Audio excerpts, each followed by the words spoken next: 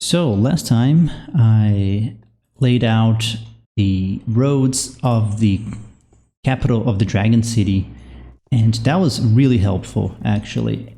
It allowed me to see things from like a top-down view and plan out where everything's gonna go in the city.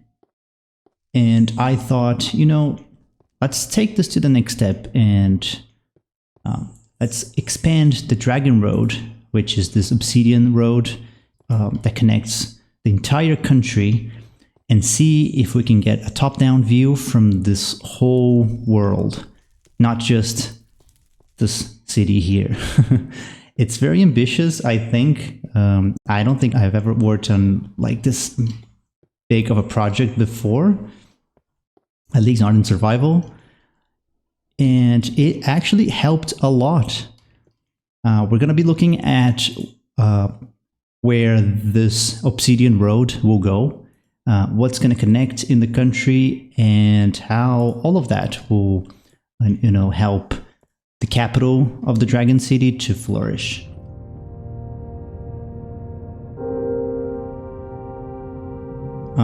Really excited. This is actually pretty cool. I did say a few days ago that I've been busy, but what I meant by that was that I didn't have time to record, but I had a little bit of time here and there to just like grind. If you take a look of the world map, you'll see that I've actually been quite busy, and I placed a ton of obsidian all over the world, and I got some ideas for where things are gonna go. So we're gonna walk this road and we're gonna talk about future projects. All right, this road here is going northeast, then it's gonna turn left, and we're gonna go all the way west. This is the one that I'm working on right now, and this got really close to the faces here, the statues, but we should be fine. 1, 2, 4, 5. Yeah, we're like, I didn't measure this before, but lucky enough, we got pretty close. Process for making these bridges is quite simple actually. I just do the outer side first, and it takes exactly 64 blocks per section, so that's really easy to count, and then I just place 3 torches underneath, so we get a little bit of light. We can see from a distance. Oops, yeah. So there are 7 stacks of obsidian per section of these ones. It's 2 here, and then oh, I messed it up. Okay, we're fine. But I should have added another layer here. But it's okay, we can fix that later. Just like that. So 64 on the sides and then 5 on the top. That's a lot of material, but luckily the dragons can duplicate obsidian, so we're fine. Let's go south. I got most of the roads outlined, so we're gonna be able to see where things are gonna go. I put to a vote, and the winner, the name that won for the capital of the Dragon City is Zinnia. So thanks everyone for voting. I actually thought Dragonath was gonna win for some reason, but I guess people preferred Zinnia. I made sure to do these ones near the capital fully completed with like the pillar bases and the tower thingy here, just so I could visualize, how this is gonna look. It looks pretty cool, by the way. I really liked. I guess it's just like how Minecraft Alpha looks, with the blocks and everything. But I just love it.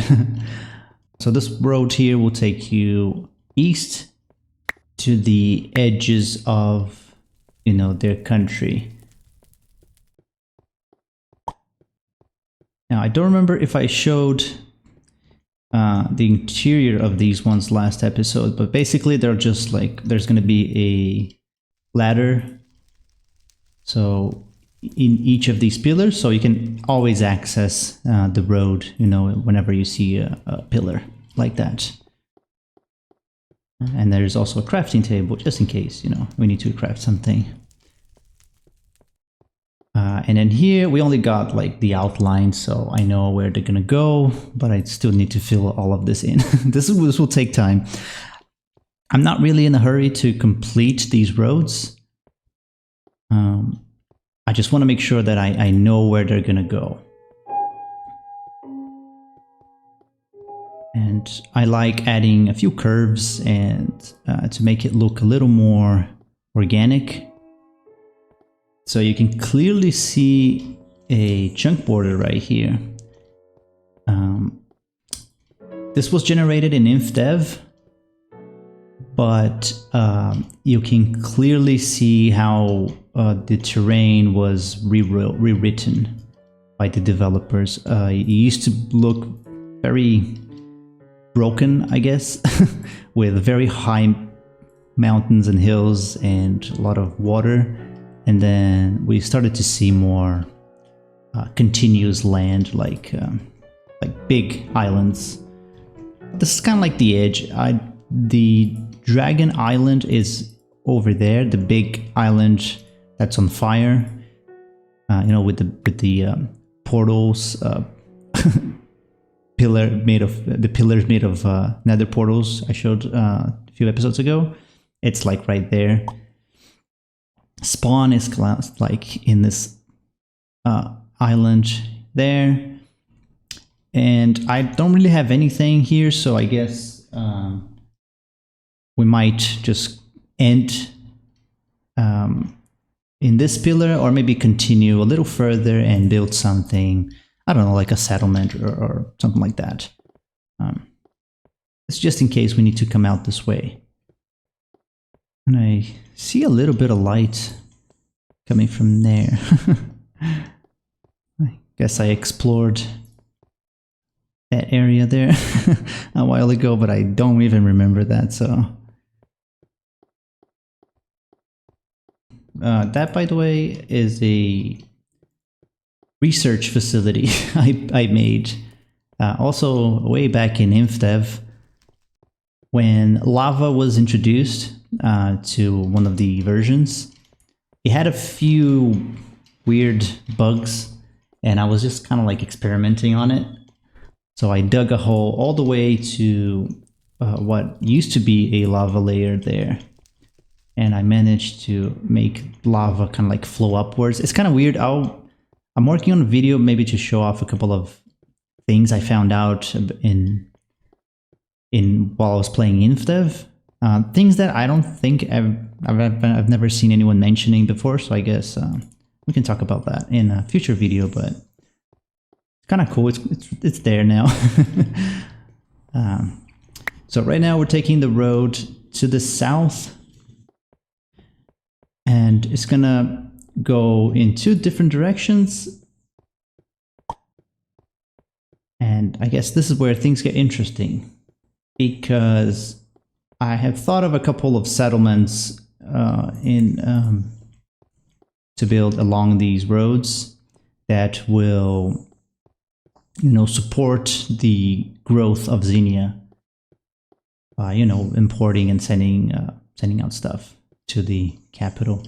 I still need to double this down, but let's go to the what's this, west. Now I planned to make this on Y level 100, but I miscounted, I guess, and this is actually Y level 99, so I'm gonna have to live with that.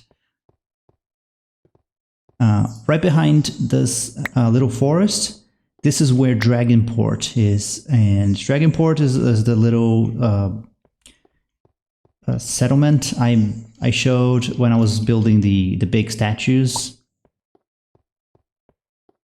And There's going to be a little city in there as well. This part of the road is just here just to connect to the city.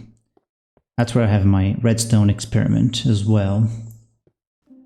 So there will be a little town, I guess, with I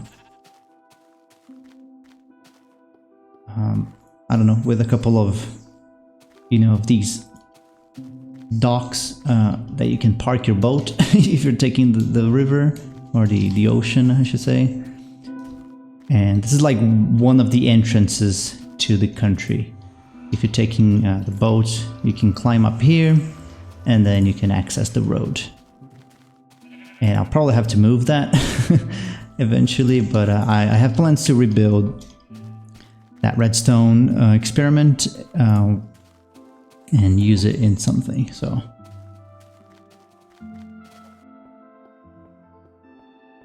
yeah, this is mostly, well, actually, as far as I can tell, this is all InfDev generated terrain.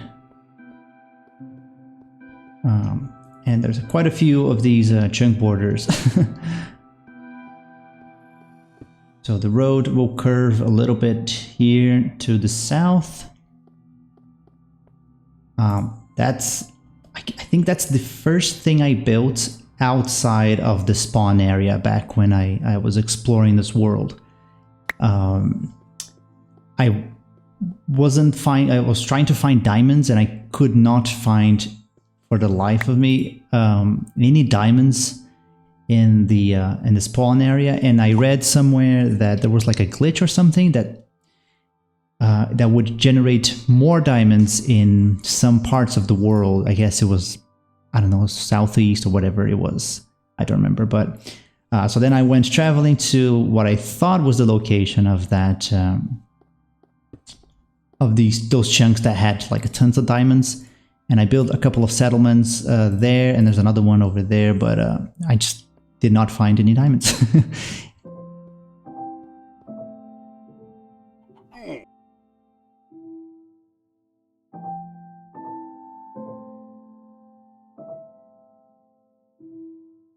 Continuing on this road, the barren lands are over there, and this road here will end on this hill.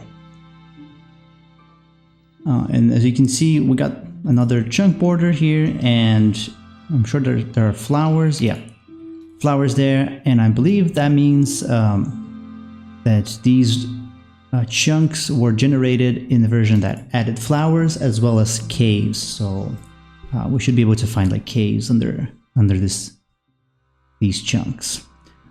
I want to have a village here that will provide food for the capital. So I imagine, you know, to access this road, that would be like a big, maybe castle or a mansion or something, kind of like overlooking the town by this ocean, and maybe a little village here with a huge wheat field, so they can export, or maybe they can trade actually with the capital. They send all of the wheat for food, and I don't know, they get something in return, I guess. And this would be mostly populated by villagers. So even though this is the country of the dragons, obviously they're gonna have, you know, other species working here for them. I don't think you can see from here, but the dragon statue is somewhere beyond this ocean. All right, we're back at the central area, I guess. So to the left, we'll go back to the capital. To the right, we go south. So let's do it right here.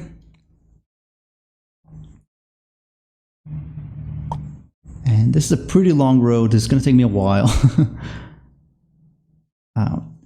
Well, back in the day, if you look down, you can see a couple of boats and that stepstone little bridge. I used to come through these forests a lot back in InfDev. That's why having the Dragon Road going above here makes sense. You know, it's a route that I would normally take. And then to my right, you can see one of the statues. Yeah, that looks really cool. And then to my right, we got this river that will connect to an old castle. It's actually used to be like an old mine, and I dug out a ton of gold from there. So was it gold? I guess it was diamond, or actually both. I don't remember now which one it was, but it was one of the valuable blocks. And it's mostly abandoned these days. I don't think like the dragons will do anything with that area. But anyway, that place is not of much of importance to the dragons. So they're kind of like ignoring that build. So it's going to be, you know, there's like an old ruin for now. I couldn't think of any reason to go back there. That's why I decided to just keep going south. We got the piglins living to the south, and they are allies to the dragons. So it kind of makes sense that you have the main road just going to their city. And we're approaching my favorite part of the road. Because we go through some pretty awesome terrain here to my right. And I even had to curve a little bit because I would probably hit some of these mountains, and I didn't want to do that. Yeah, look at these terrain. This is so cool. I did not get tired of looking at InfDev terrain. All right, that's the obsidian, or actually the cobblestone mountain. That's from LavaCast. I don't know if you probably know what that is, but it's basically you pour water over lava, and then you just get cobblestone. And if you do that multiple times, you get like this monstrosity. So right here, we're gonna have another settlement, and this is probably the end of the line, at least for now.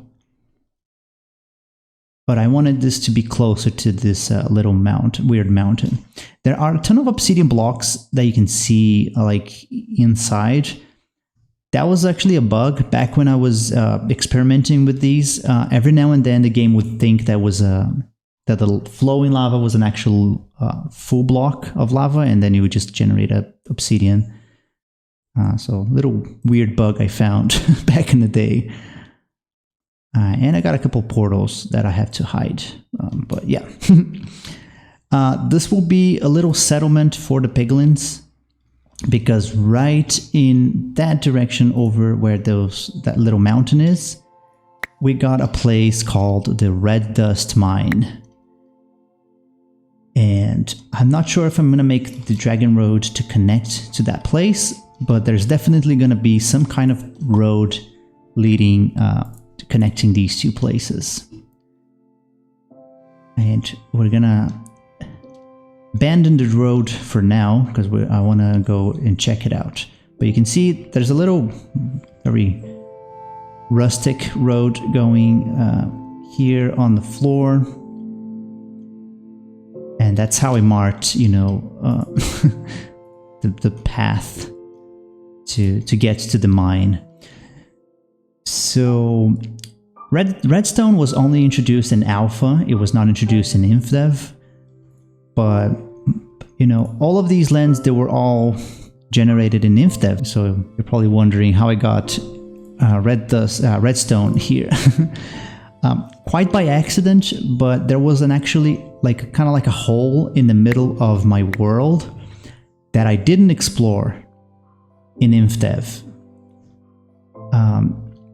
So then when I upgraded to Alpha, I came to this place, I revealed these chunks. They merged pretty well with the terrain that existed before. But the thing is that it actually generated redstone in this place. So I made sure to, you know, create this cool mine just to extract all of the redstone. So in a way, you know, you could say that there's redstone in InfDev lands, you know. Not really, but, you know, story-wise, we can go with that. I don't remember showing this in any video before. Actually, not in detail, so we can just have a look. But yes, ton of stuff.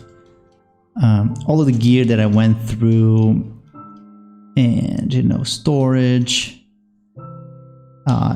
This was also when slimes were introduced to the game, so they spawn a lot in these mines. These used to be all sand, and I just dug this out for glass. And this is the entrance to the cave, so they call this the spine cave for some reason. And it just like kind of like goes down all the way to bedrock. And I've got a camp. And a chunk tree. Oh yeah, I completely forgot about this. I used to design these. This is just like a normal oak, but I planted this tree like up in the sky, and then I connected it with just like some oak logs, just to make it look like really tall. So this is kind of natural, kind of not natural. I call it a chunk tree as if it was like genetically modified. So you don't find these in the wild, but you kind of have to make it yourself. Archive building. I haven't been here in so long. Top to bottom, left to right. Oh my god, I wrote all of this stuff. I completely forgot about this. Came to this unexplored area. Top to bottom, left to right. Okay. Found an amazing range of mountains. Went deep in caves. Found strange new lava caves. Red powder dust. Yeah, that's how I call it back in the day. Too many caves to connect it. Collects a lot of iron and coal. Pickaxe and lava. Found 2 spawners in a cave. Central area to ease access to deep. Call it the spine cave. That it connects to other caves. Oh, that's why. Oh, see a little bit of history there. Finally built 3 buildings here before going back north. Buildings. 1 storage area, which is that one. 1 food storage, and 1 archive building, which is this one. By Porco. Porco was the first pigling ever. And it was after Porco, the first pigling, and he kind of like was the one who created all of the other piglings in the world. Early alpha era. Built a walkway to the top of the western mountain. Found coal in a cave up there. Soon I will expand mining sites with dock and train line. Oh yeah. I don't think I'll do that. We'll see. Groups of slime started to spawn at spine mine. Oh yeah, these staircases are all messed up. Oh, just a little bit of storage. A bed. Huh, this is pretty cool. I forgot like how much detail I added to this place. What else is in here? Now I'm curious. Yeah, I remember doing this. These like walkways, some coal. And it's weird, like these caves, they kind of like all connect on the surface, which is very strange. Like this one, like it circles back there, it goes there, it goes there. It's really, really weird. So I guess it makes sense to bring the Dragon Road all the way here, because piglins. So in this world, piglins are the ones that discovered redstone, and they're like the most advanced civilization that knows how to work with redstone. So far, obviously, we're still in alpha. There's not a whole lot that you can do with redstone, but in this world, they're the most advanced ones. Mostly because of this mine. They were like the first species to ever find it. And they're gonna export a ton of redstone to the dragons. So yeah, it makes sense to have the road leading up here. We'll figure something out. And so the dragons, they don't really rely on redstone that much. They're more towards like magic, you know. So if you're thinking like of a power system, technology is like one branch and magic is like another branch. So dragons are more towards the magical side of things. And redstone could be considered like the technology. Now that we're here, let's go check out the Piglin City. I haven't been there in so long. Why not? Let's do it. Maybe I'll get some inspiration to connect these places even more. It's a little further south, but we can travel. I guess we're back to a little bit of InfDev world generation. But if we continue south, we're gonna finally reach alpha generation. So this is all generated in alpha. I call this the alpha C because it kind of like separates InfDev from the alpha world. Pig statue right there, so you know you're entering the Piglin's domain. And this is actually a really big island that we're entering. So I had more ideas to develop this place, but I'm so eager to do other things that I kind of like quickly finished this city and moved on to to other projects. But I'll be coming back here because they have like this diplomacy with the dragon, so we're gonna start bringing a little bit of you know, their culture into here and so on. This is Porcopolis. This is the Piglin City. Little fish boats there. That was when fishing rods were added, so I wanted to just have something to mark that. And the Piglin City is right here. Wow, it's bigger than I remembered actually. Alright, little dock, because also this was when boats were added, so I started to connect everything to the ocean. Bringing a lot of stuff to the city. Yeah, I lost a disc. The first disc I ever got in this world, I placed in a chest. At least that's what I think happened. And then I lost when I was trying to find it. So there's a sign there if someone finds. And yeah, they're always hiring miners to work at the red dust mine. Alright, little section that's closed off. Got some bricks being brought into the city. Gotta go through customs. You cannot bring pork meat, duplicated doors, and TNTs. Got a little bakery there. Oh, this is so cool. I like this place so much. Got a hotel. Milk shop. But they have like a hidden place here where they do sell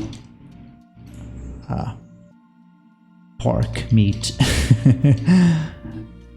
Or, you know, for some people on the wrong side of the law. This was my storage back when I was in here. Oh god. Did I leave anything important? Oh, got a lot of clay. Have to come back. Oh, and a lot of... this is gonna be good too. Yeah, and it's like the town square. So this obsidian, I didn't duplicate. This was way before the nether was even introduced. So this was, I actually mined all of this. This took a long time. But I wanted to have something made of obsidian. This is a bank. And you know, piglins are all about gold. And they kind of like introduced that to the world, I guess, using gold as a currency. So I said they rely heavily on technology, and you see redstone torches on top of crafting tables and other blocks. This is just kind of like to show that that crafting table is kind of like an upgraded version of the original crafting table, if that makes any sense. Same thing with the furnace. So I don't know, this is like a powered furnace that they use just for storytelling, of course. But the library, this was a lot of fun to make.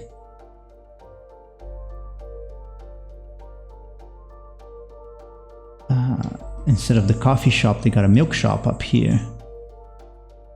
Yeah, I'm not gonna do a full tour because I did a tour like I did a tour before, and not much has changed since then. So I'm just here for like just to get some inspiration. Yeah, the sunset apartments, because you can kind of see the sunset from here. Oh yeah, this is all Porco's belongings before I moved to the Rana Arc. It was after this, finishing this project, that I moved to the Rana world, and I left all my stuff here. The Redstone store, Red Store, is that what I call? Redstone, okay. And all the products that they started to invent using redstone. You know, you got the powered crafting table and the powered stone, the powered furnace. And they got TVs, I guess. The whole TV thing was because I made a video, this one on screen right now, and what I wanted to make was kind of like a documentary kind of thing, as if it was documentary made by the piglins themselves exploring the old world. So in my mind, you know, okay, if it's a documentary, they gotta have TV, so they have, you know, television sets, they got an antenna to broadcast their documentary. So why not? Man, that episode was fun to make. And the MCA Selector headquarters. The MCA Selector is the software I use to you know, look at my maps. And I thought it would be fun to just make a building for that. Leaving mice leaving mice flats. I got apartments up there. Oh, the record store, yeah. New disc release, Cat and 13 by C418. Yeah, C418 is in my world. He's a bard. So he goes around in the world making music, and then sometimes he drops those new music discs here for people to listen to. We got the Miners Guild and the bathhouse.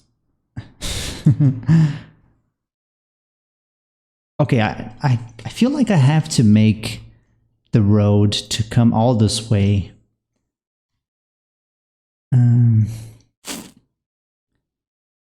Yeah, we'll have to do that. So, and last thing is the is the sewers. Of course, I always like to add sewers. It does connect to all of the buildings in the town, in the city. So, yeah, you can drop down and find your way here to the ocean. Yeah, so we're gonna connect the Dragon Road here. It kind of makes sense to do that. So yeah, the only other, species that I haven't mentioned are shulkers, and I'm not 100% sure how I want to do them. I know that they kind of like live in the city, and I have big plans for shulkers in the future, but like right now I don't have anything. Just gonna make them live in small communities in the country until we get to the big plans I have for them. But yeah, that's gonna be way in the future. We still have the piglins to develop. We got the rascals all the way to the north, which I haven't even talked about. But basically, like, rascals they're like considered the best miners in the world, and I wanted to show that just by showing off, their architecture and the things they build. But I haven't even started that. Also, rascals, they're gonna be the civilization that builds mine shafts all over the world. So this is kind of like the whole point I'm making these videos in the past, is to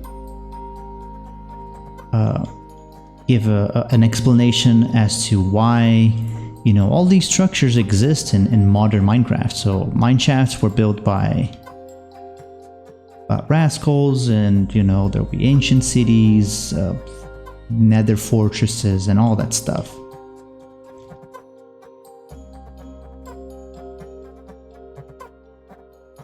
Piglins are maybe the second best miners in the world, but they were the only ones who wanted to make a deal with the dragons. Rascals have no diplomacy with them. They are pretty disconnected from everything else. So yeah, a lot of plans for the future.